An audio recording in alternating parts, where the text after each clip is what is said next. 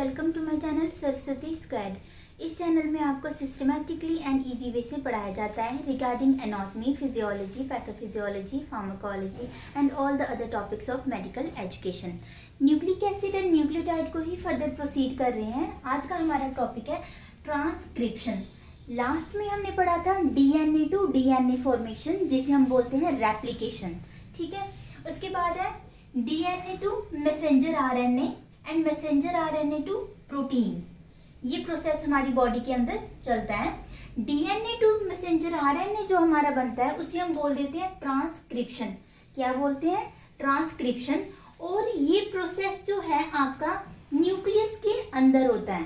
Transcription का process आपका nucleus में होता है। उसके बाद मैसेंजर आरएनए रहती है हमारा, तो मैसेंजर आरएनए प्रोटीन बनाएगा और इस प्रोसेस को हम बोल देते हैं ट्रांसलेशन। और ये प्रोटीन सिंथेसिस हमारा कहाँ पे होगा?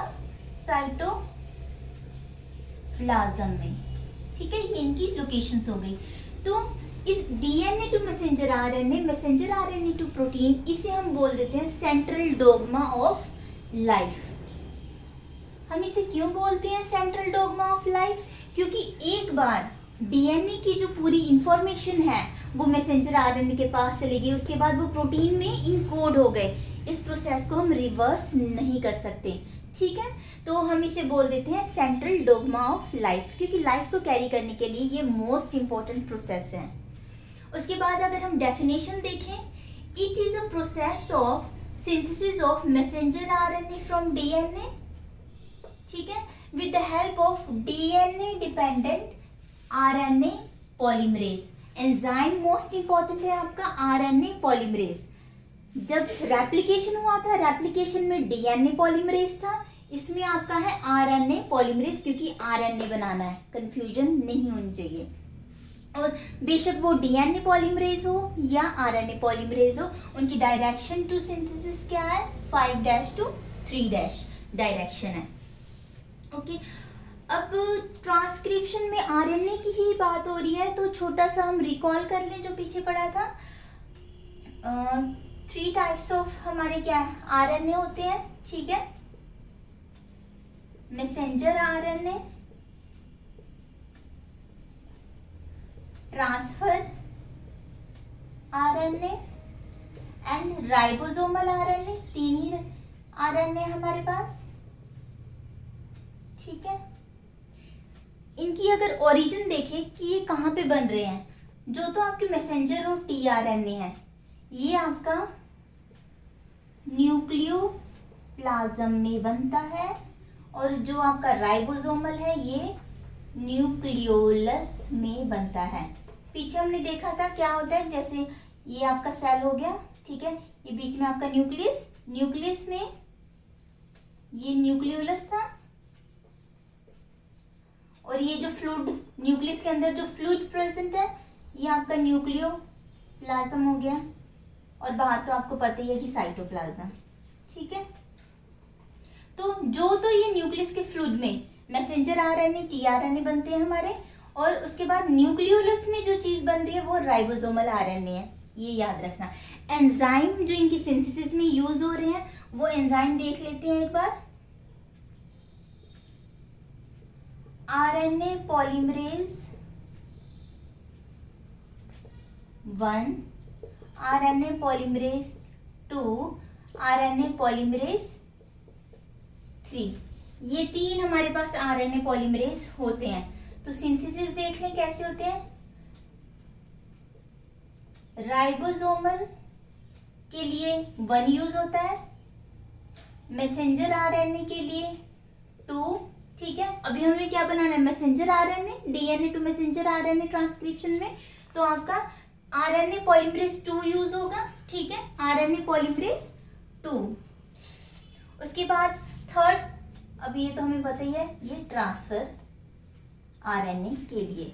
अब हमें तीनों आरएनए की लोकेशन भी पता है और कौन कौन से एंजाइम यूज होते हैं वो भी पता है। 1, 2, 3 ribosomal RNA, messenger RNA, transfer RNA. ठीक है, अब हम आगे देखते हैं। अगर यूकैरियोट्स में बात करें ट्रांसक्रिप्शन, तो वो ये साइटोप्लाज्म में होता है। ठीक है, अगर हम यूकैरियोट्स में मतलब हम में अगर बात करें तो न्यूक्लियस में होता है, ये हमें पता है। न्यूक्लियस के साथ साथ और एक जगह है जहाँ पे ये होता है, न्यूक्लियस एंड दूसरा माइटोकॉन्ड्रिया। अगर हम प्रीवियस वीडियो में रिकॉल करें तो डीएनए दो जगह सिंथेसाइज हो रहा था, दो जगह डीएनए बन रहा था, एक तो न्यूक्लियस के अंदर, दूसरा माइटोकॉन्ड्रियल डीएनए। ठीक है, तो ये चीजें हमने देख ली। इसके बाद ट्रांसक्रिप्शन प्रोसेस के लिए हमें किन किन चीजों की जरूरत पड़ेगी?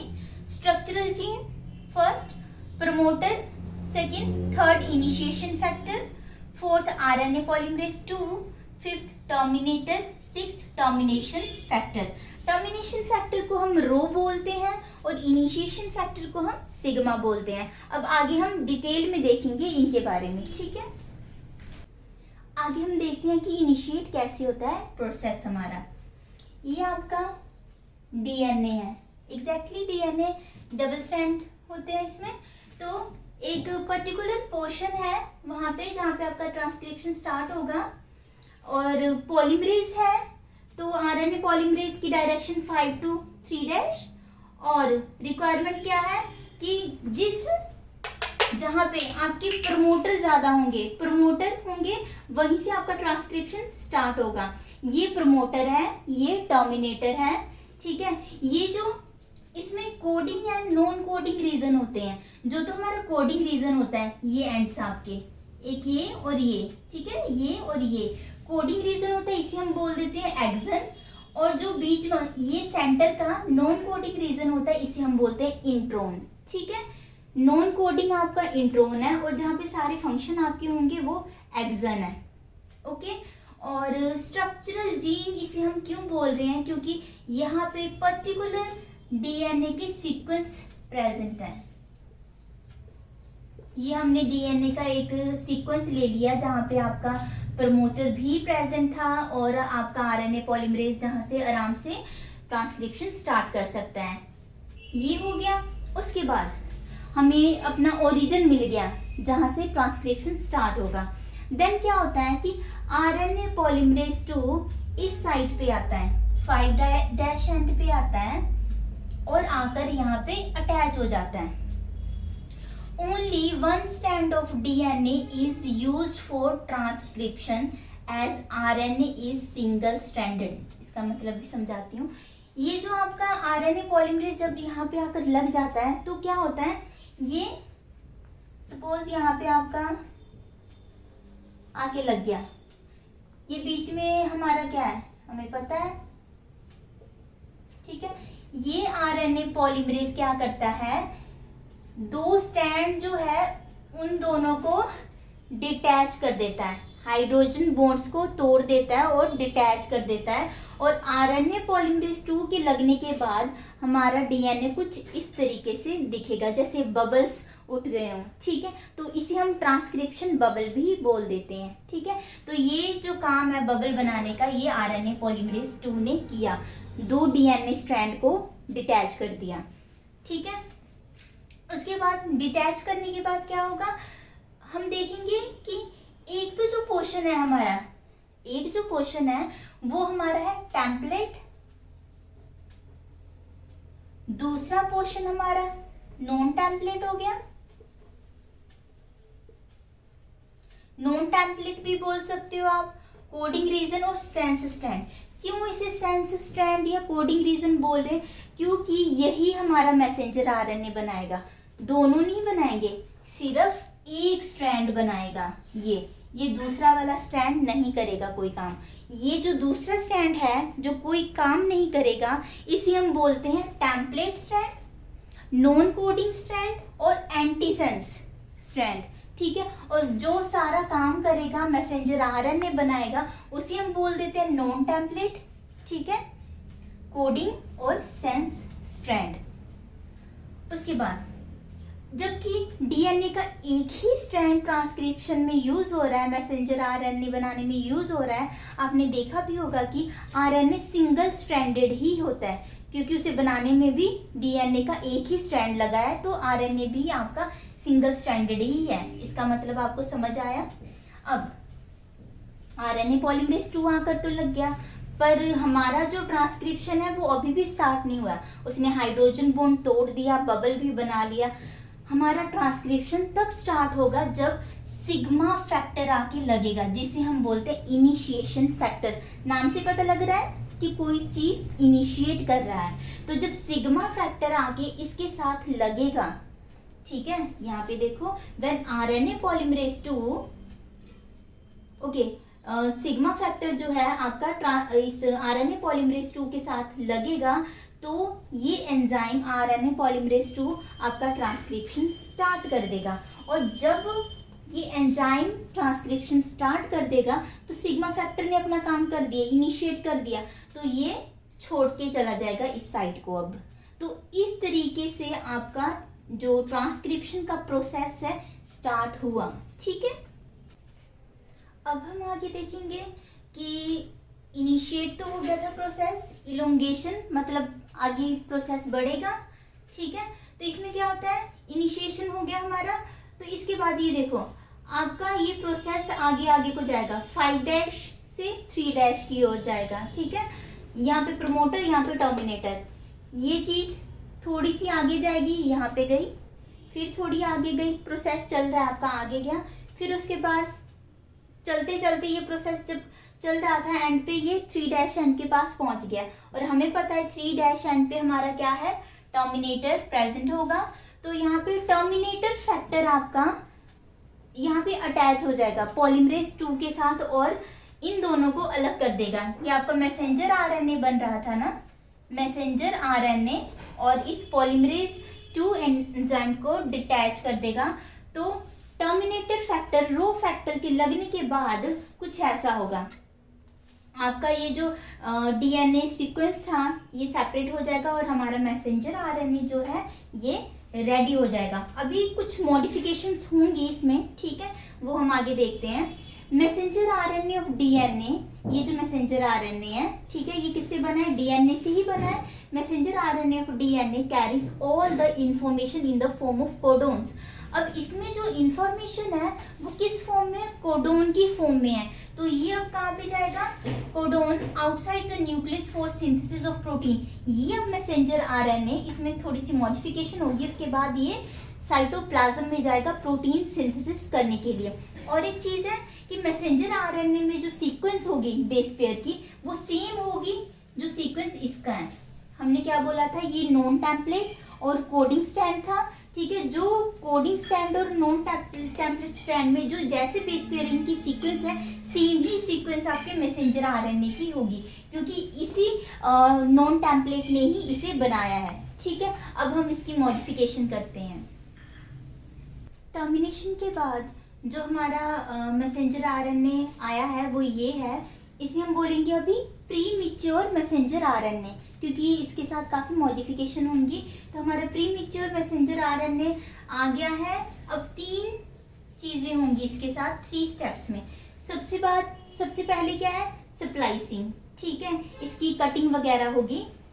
और ये कटिंग कौन करेगा, endonuclease enzyme. Endonuclease enzyme cutting करेगा आपकी प्रीमेच्योर मैसेंजर आरएनए की। Premature messenger RNA has 2 part, introns and exons, ठीक है। ये आपके इंट्रोन्स हैं और इसे छोड़ के बाकी जो पोर्शन है आपका वो आपका क्या है, एक्सन है। इंट्रोन जो है ये नॉन कोडिंग रीजन है which do not code for the protein. तो हमें इसकी ज़रूरत तो नहीं है, जो प्रोटीन के लिए कोड ही नहीं करता उसकी ज़रूरत नहीं है, तो हम इंट्रोन्स को कट कर देंगे, निकाल देंगे with the help of endonuclease. अब बचा actions, coding which code for protein, ठीक है। ये हो गया हमारा स्प्लाइसिंग। Next capping. कैपिंग किस तरफ होगी, 5' रीजन की, और हमारी कैपिंग होगी। कैपिंग में हम ऐड करेंगे MgPP, फुल फॉर्म क्या है, methyl guanosine triphosphate. Methyl guanosine triphosphate को हम यहाँ पे ऐड करके इसकी कैपिंग मतलब कैप लगा दी हमने इसे। उसके बाद टेलिंग। टेलिंग आपका 3' एंड पे होता है, ठीक है।